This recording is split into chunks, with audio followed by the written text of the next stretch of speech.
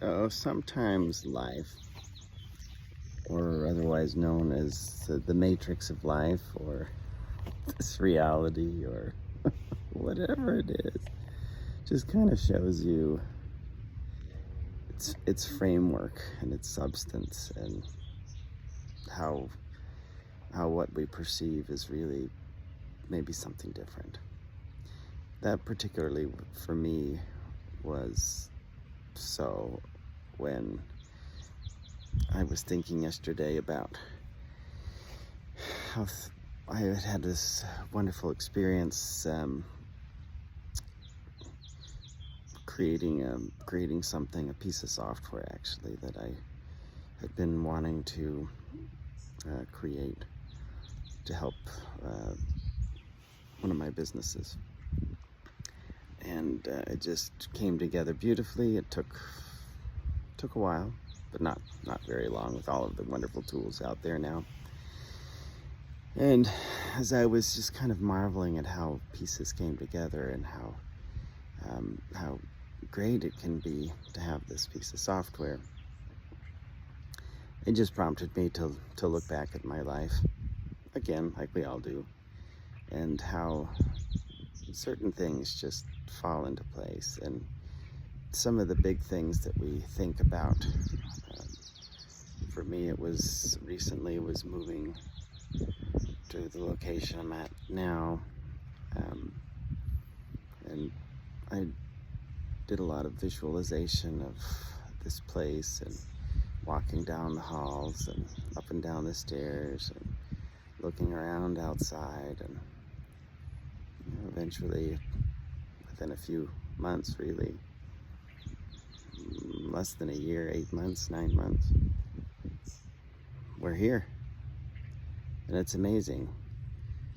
The steps to getting here were not ones that I would have understood or known about. The pieces that fell into place to allow us to be here, to allow us to pay for the mortgage to be here, I couldn't have foreseen them, couldn't have planned them, couldn't have seen how the pieces connected together, and they've done so marvelously. And so when you take a look at life in the retrospect, about how good things have been, how beneficial they've been, how the universe has supported you, sometimes the obstacle that you've been, as opposed to when you have allowed and let go. And it's just amazing, right?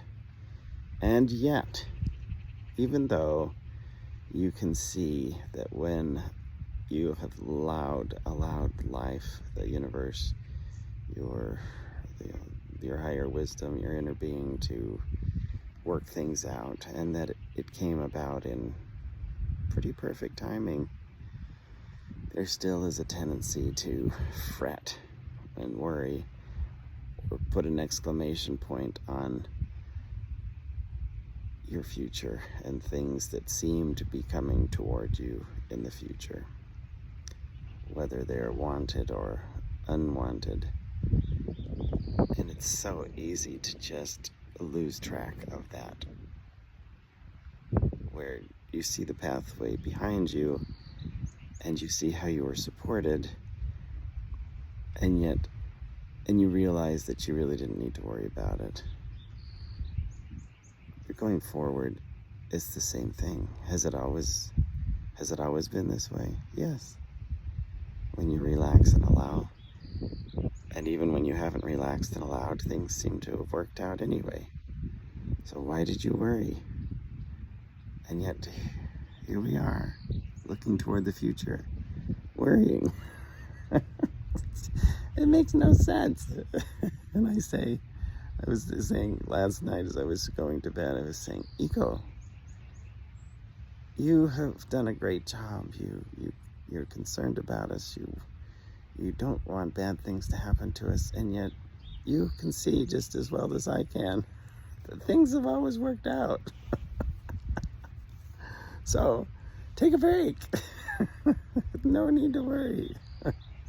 let's just relax and allow, not worry about the how. Let's just focus on what we want.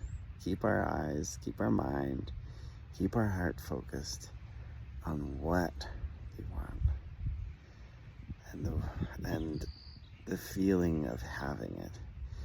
And the good feeling of using it, being it, having it. That should occupy the vast majority or the bulk of my attention. Because that's not quite by design, or at least by training over lifetimes. We've developed an ego that loves to, out of self-preservation, wants us to control what we are trying to do every day and the how, when really that's not our role, come to find out. So there you have it. I had a supervisor when I was working in the federal government, and I would push out notifications to